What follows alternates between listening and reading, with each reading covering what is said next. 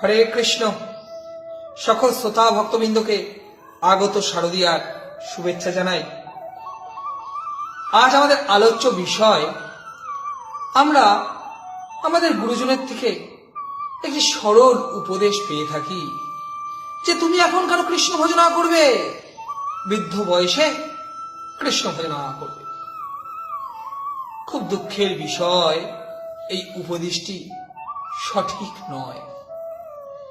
বৃদ্ধ বয়স কখনো কৃষ্ণ ভজনার উপযুক্ত সময় হতে পারে না।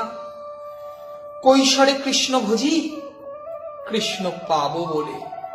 যৌবনে কৃষ্ণ ভজি, কৃষ্ণ আসে কি না আসে। বার্ধক্যে কৃষ্ণ ভজি, জমেরও তারণে। বার্ধক্য বয়স, কত রোগ ব্যাধির বয়স।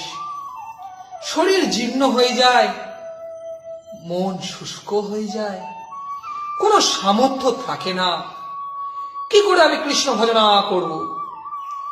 কত ব্যাধি রোগ আমার শরীরে বাসা বাঁধে। সমস্ত জীবন আমি ভোগ লালসায় নষ্ট করে দিলাম, আর আজ আমি কি করে কৃষ্ণ ভজনা করব? বার্ধক্যে না হয় কৃষ্ণের শহর, যাহা ব্যাধি তাহা তাহা মোর। সমস্ত রোগগুলো আমার কৃষ্ণ ভজনার বাধা হয়ে দাঁড়াচ্ছে। আমি এক বৃদ্ধ ব্যক্তিকে জানতাম।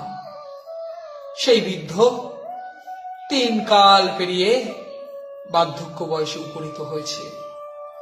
আগে কখনো কৃষ্ণ ভজনা করেনি, কিন্তু বার্ধক্য বয়সে সাধু সঙ্গের প্রভাবে উপলব্ধি করেছে না, কৃষ্ণ ভজনা করতে হবে। তার সামনেই ভীম একাদশী ছিল, নির্জলা ব্রত। তা মনে মনে ওই ব্যক্তি স্থির করেছে এই একাদশী ব্রত পালন করবে। যথারীতি একাদশী ব্রতর দিন উনি একাদশী রেখেছেন, কিন্তু যেই দুপুর হয়ে গেছে আর পাচ্ছে না, শরীর আর সাথ দিচ্ছে না, মাথা ঘুরিয়ে যাচ্ছে, আর পারলেন না ব্রত পালতে, আহার গ্রহণ করে নিতে হলো। তাহলে অভ্যাস না করলে আমাদের এরকম হবে। অপরদিকে দেখুন, আমরা দেখি নবদ্বীপ ধাম, বৃন্দাবন ধামে কত বাবাজি ভক্ত 100 বছরের দোরগোড়ায় চলে এসেছে, তবু তারা কত উদ্যম নিয়ে সকল ব্রত পালন করে, গোবর্ধন পরিক্রমা করে। তাদের কিন্তু শরীর তাদের বাধা হতে পারে না, বয়স তাদের বাধা হয় না। কারণ কি? কারণ তারা তরুণ বয়স থেকে কৃষ্ণ ভজনা করছে, কৃষ্ণ ভজনাকে অভ্যাসে পরিণত করেছে। ভগবান কৃষ্ণের জন্য নিত্য কর্মকে তাদের জীবনে সংস্কারে পরিণত করেছে, তাই তাদের কোনো অসুবিধা হয় না। তাই কৃষ্ণ ভজনা করতে হলে তরুণ বয়সে করতে হবে।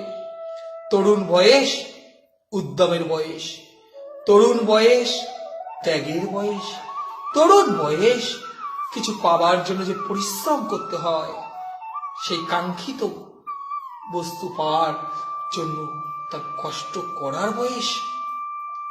তাই তরুণ বয়সে কৃষ্ণ ভজনা করতে হবে। তরুণ বয়সে কৃষ্ণ ভজনা করলে ভগবান কৃষ্ণের করুণা আমাদের উপর নিশ্চিতভাবে বর্ষিত হবে। তাই সকল তরুণ ভাই বোনকে বলছি, আর পিছিয়ে থেকো না, এই বয়সকে হেলায় নষ্ট করো না। এই বয়স আর ফিরে পাবে না। আসো, এখনই কৃষ্ণ ভজনা করো, কিন্তু কালকের জন্য যেন অপেক্ষা না করি। আজ কেন নয়, কে দেখেছে কাল? কোনো কি নিশ্চয়তা আছে আমি কাল দেখব? তাই কালকের জন্য নয়, আজকেই কৃষ্ণ ভজনা করতে হবে।